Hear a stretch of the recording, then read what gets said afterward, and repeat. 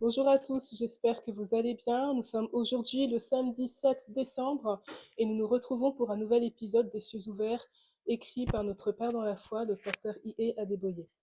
Le thème d'aujourd'hui est Ne faites pas confiance aux richesses. Donc nous allons d'abord prier pour commencer. Seigneur Dieu, nous te remercions pour cette nouvelle occasion que tu nous donnes de nous réunir aujourd'hui. Nous prions, Seigneur Dieu, pour que nos yeux et nos esprits, Seigneur Dieu, soient ouverts à toi, afin que nous puissions, Seigneur Dieu, t'appréhender de la bonne manière, te comprendre et faire en sorte que nos vies soient en ligne avec tes attentes. Que ton nom soit glorifié. Au nom de Jésus-Christ, nous avons prié. Amen. Donc, comme je disais tout à l'heure, le thème est Ne faites pas confiance aux richesses. Et le passage à mémoriser se trouve dans le livre d'Ecclésiaste chapitre 10 au verset 19. Il est dit: On fait des repas pour se divertir, le vin rend la vie joyeuse et l'argent répond à tout. Donc dans ce verset mémorisé, il est écrit que l'argent répond à tout. Et notre Père dans la foi nous explique que ça signifie qu'en effet, une personne qui a beaucoup d'argent, une personne riche, est considérée comme une personne puissante et donc peut acquérir des choses que pas tout le monde peut s'acquérir. Donc là, il nous explique en fait que même dans la grammaire, il y a un dicton pardon, qui dit quand l'argent parle, personne ne vérifie la grammaire. C'est-à-dire que quand une personne riche, par exemple, fait des erreurs, prend des mauvaises décisions, eh ben, les personnes ne vont pas forcément oser lui dire qu'il a fait quelque chose de mauvais. Et donc, c'est là où on voit que la personne a un certain pouvoir aussi d'intimidation. Ensuite, pour poursuivre, il est écrit dans Proverbes chapitre 23 au verset 5 que l'argent, au bout d'un moment, peut pousser et s'envoler. Donc ça veut dire que même si l'argent est puissant, même si l'argent rend puissant, l'argent n'est pas ancré. À tout moment, l'argent peut s'évaporer, peut s'évanouir. Et d'ailleurs, il a été aussi documenté dans la Bible que lorsqu'il y a eu une famine en Égypte, l'argent n'avait plus aucune valeur, parce qu'il n'y avait de toute façon rien à vendre. Donc ça, c'est aussi quelque chose qui peut être retranscrit dans nos temps modernes.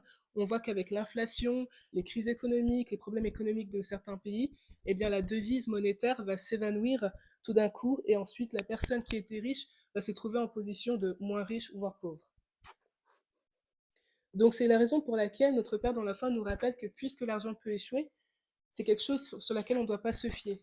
On ne doit pas se fier à l'argent. On ne doit pas prendre l'argent pour le totem de la vie. On doit plutôt se réfugier en Jésus-Christ. Il faut se fier à Jésus-Christ. Donc c'est pour ça aussi qu'il est écrit qu'il y a beaucoup de personnes riches qui ont beaucoup d'argent, mais qui ne peuvent pas s'offrir certaines choses. Par exemple, les personnes riches malades ne peuvent pas s'acheter une santé. Une personne aussi qui aime la nourriture et qui a beaucoup d'argent pour acheter tout ce qu'elle veut manger, eh bien, la personne malade ne va pas pouvoir tous les manger. Donc voilà, c'est des choses pour dire que l'argent répond à tout, mais l'argent ne fait pas tout en fait. D'ailleurs, dans le livre de Proverbes, chapitre 11, au verset 28, il est écrit: Celui qui se fie dans ses richesses tombera, mais les justes verdiront comme le feuillage. Donc voilà, donc c'est le fait aussi de se dire que on peut avoir autant d'argent qu'on veut, si on n'a pas Jésus-Christ, on est promis pour l'enfer. Donc il nous est dit directement qu'on doit vraiment se fier en Jésus-Christ et ne pas avoir l'argent aussi comme idole. Souvent, en tant que chrétien, on parle de ça, le fait de tout faire pour l'argent, quitte à vendre son âme.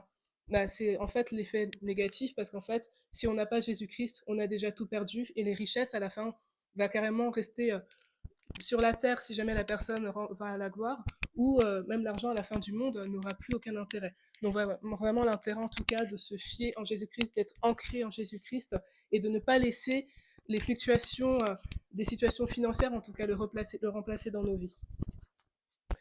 Donc il est écrit, si une personne a tout l'argent du monde mais n'a pas Jésus, elle est finie.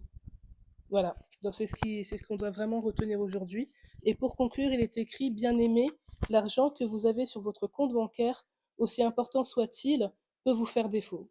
Ne faites pas confiance aux richesses, mettez plutôt votre confiance en Jésus. Il vous aime, il ne vous laissera pas tomber.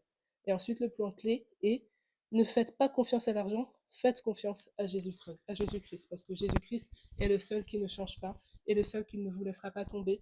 D'ailleurs, on peut voir aussi que quand une personne riche finalement devient pauvre, et bien, il y a beaucoup de personnes finalement qui le fuient, alors que Jésus-Christ sera toujours là, quelle que soit la situation.